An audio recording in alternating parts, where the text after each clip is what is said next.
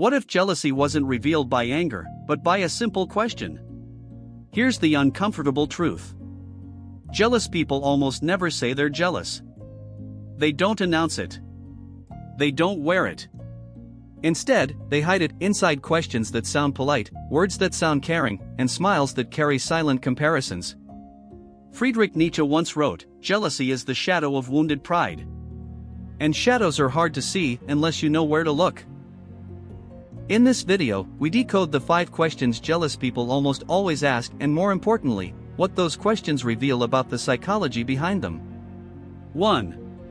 You were just lucky, weren't you? This is the most common disguise. It sounds like a simple observation. But listen carefully, it's not a compliment.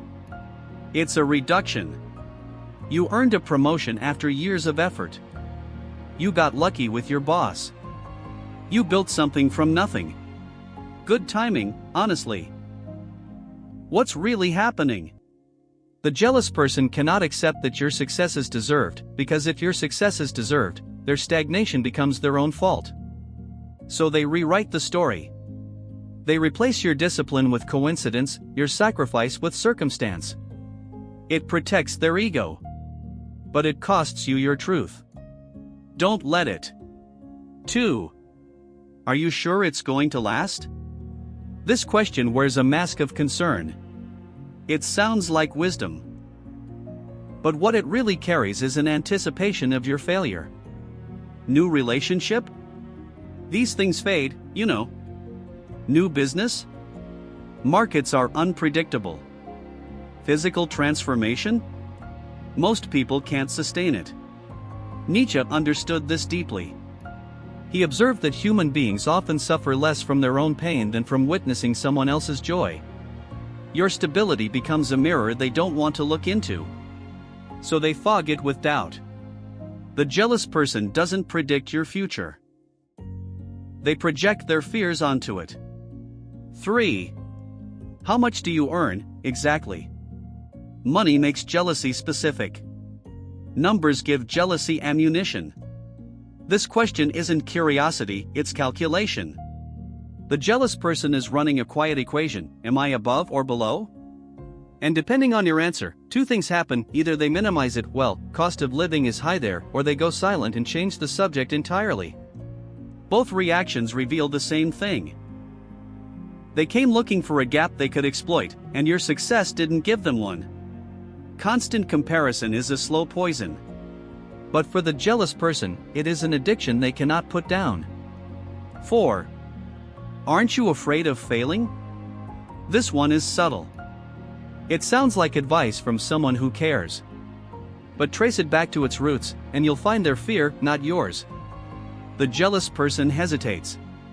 They stay inside the walls of their comfort zone, watching others step beyond it.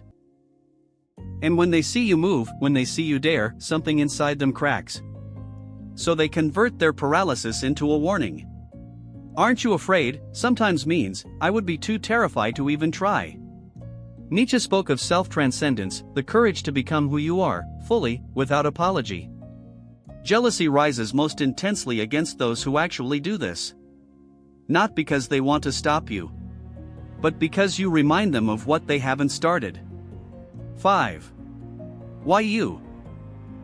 This question is rarely spoken aloud. But it is always thought. Why him? Why her? Why not me? This is jealousy at its core, not anger, not hatred, but a profound sense of injustice. And the injustice feels real to them, because jealousy compares destinations without ever counting the roads traveled. It sees your result. It never sees your 3 a.m. nights, your rejected attempts, your silent rebuilds. Every visible victory hides years of invisible effort. But jealousy is blind to process. It only sees the finish line and cannot understand why you crossed it first. Understanding jealousy and what to do with it.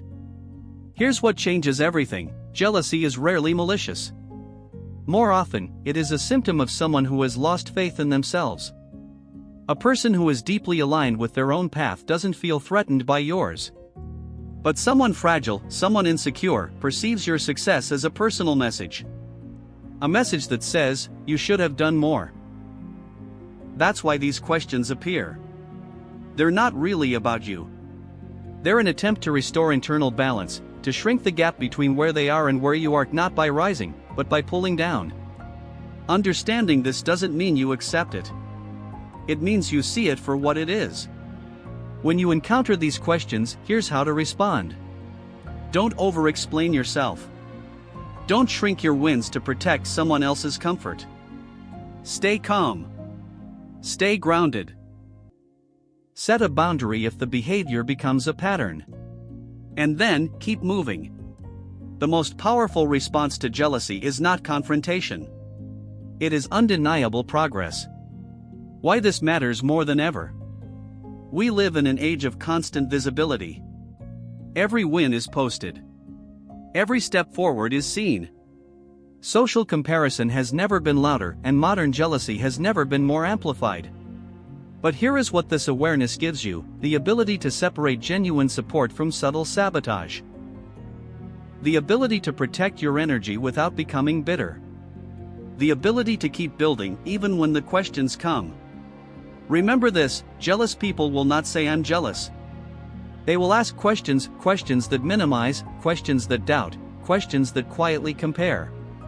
But here's the truth they don't realize: their jealousy is proof of your progress. If someone has started questioning your success, your happiness, your ambition, look closer. It may not be concern. It may be the clearest signal yet that you are moving in exactly the right direction.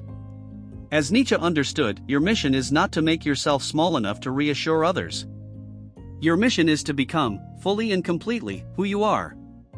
And that will always disturb those who have not yet dared to do the same.